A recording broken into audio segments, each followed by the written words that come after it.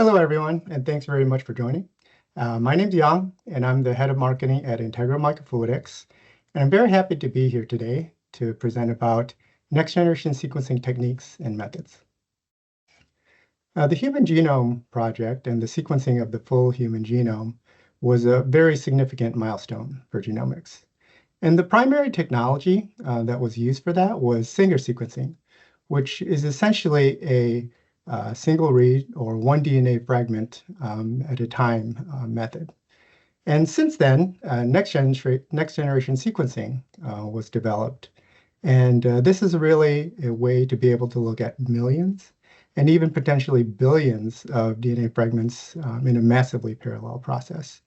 And that includes early platforms such as from Roche 454, or early Illumina platforms, or early ion torrent platforms. And soon after, long-read sequencing platforms were developed, for example, from PacBio or Oxford Nanopore. And that brings us to today, where there's really just a number of really outstanding technologies and really kind of potentially enabling close to that $100 genome that everyone has been talking about. And that includes continued developments from Illumina, from PacBio, from ion torrent, and new entrants as well, with really great technologies from Element Bio, Singular Genomics, and Ultima Genomics. And if we take a little bit closer look at long read and short read sequencing, you can see by this graphic that with short read sequencing, and when we say short read sequencing, that's typically about a couple hundred base pairs. What you can see is that there could potentially be some sequence gaps when you align to the genome, and that might limit variant detection. Now, with longer reads, where read lengths could be in the range of thousands or kilobases, or even up to millions of base pairs, these will map more uniquely to the genome, potentially provide more comprehensive variant detection. And today, there's probably two primary technologies that are used for long-read sequencing. That includes nanopore sequencing from, for example, Oxford Nanopore, or single-molecule real-time sequencing, or SMART sequencing, available from PacBio.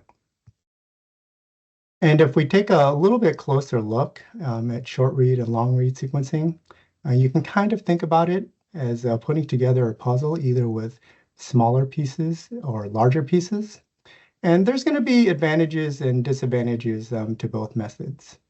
And as you can see here, that with short read sequencing, you're going to get quite high coverage depth, just because there's a lot of sequencing capacity that's enabled with short read sequencing. And therefore, it's going to also be more cost effective. But as you saw from the previous slide, that potentially it could be a little bit harder to process computationally. Now, with long read sequencing, our bigger puzzle pieces, this is going to be a little bit more ideal for de novo sequencing, or when there is no reference. It can also be beneficial when there's challenging regions like repeat regions or certain areas of transcriptomics. But generally, it's going to be a little bit higher cost and a cost per gigabase standpoint. Now, whether you're using long read or short read sequencing, there's a number of different methods that are enabled. That includes DNA sequencing, which really gives you a base by base view of the genome, or RNA sequencing, which is really great for understanding the transcriptome, whether that's known variants, or what's really kind of powerful with NGS, which is that you can also discover novel features. And another area of growth is in methylation and epigenetics, where you can investigate changes in gene activity without actual changes to the DNA sequence itself. And if we take a closer look at some of these methods, for example, DNA sequencing, there's a few different techniques that can be used. Now, for example, with whole genome sequencing, this is a way to be able to look at the entire genome. And it gives you really a base-by-base view of the genome. But it also is just a lot of data that needs to be analyzed and looked at. So if you're interested in looking at less than a genome. Then there's methods for being able to do target enrichment. So for example, looking at exome sequencing, where you're just looking at the coding regions of the genome. And this typically comprises about 2% of the overall genome. Or if you want to look at even smaller regions of the genome, for example, looking at specific diseases like cancer or cardiovascular disease, then you can do very small targeted gene panels. And two methods that are commonly used for target enrichment are hybridization or amplicon-based methods. And with all of these different methods, you can do very highly accurate variant detection. And with long reads, you can even do things such as looking at larger indels or looking at structural variants.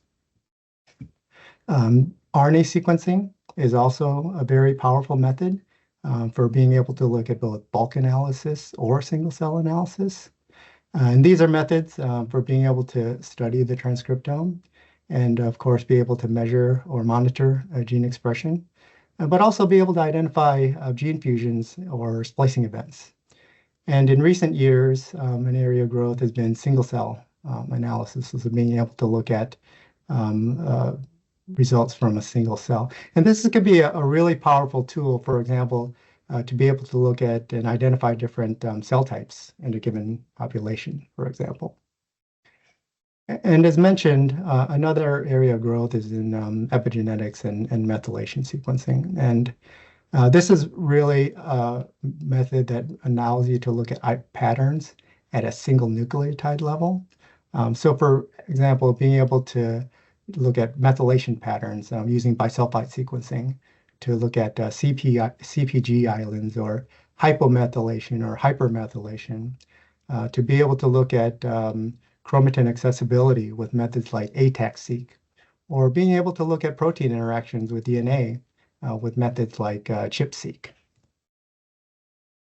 And NGS has really opened up a number of different research and clinical applications, including being able to take a deeper look at cancer research or microbiology, plant and animal research or agrogenomics, or being able to take a deeper look as well in complex disease or cell and molecular biology.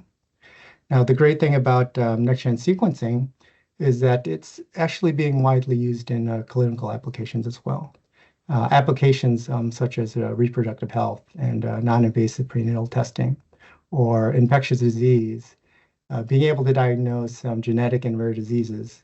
And it's also being used much more widely in oncology applications as well. Now, this is an overview of a typical NGS workflow. And it includes getting the sample and the first steps of aliquoting and reformatting, and then performing the actual nucleic acid extraction. And from there, then you need to do the actual library preparation. And library preparation is essentially a way of taking the sample and making it compatible with the sequencing platform or technology that you're using.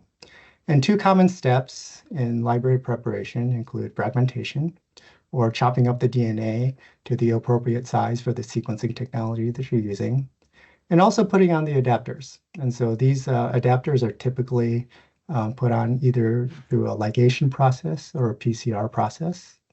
And so then after you've done your library preparation, then you do final steps of quantification, normalization, and pooling.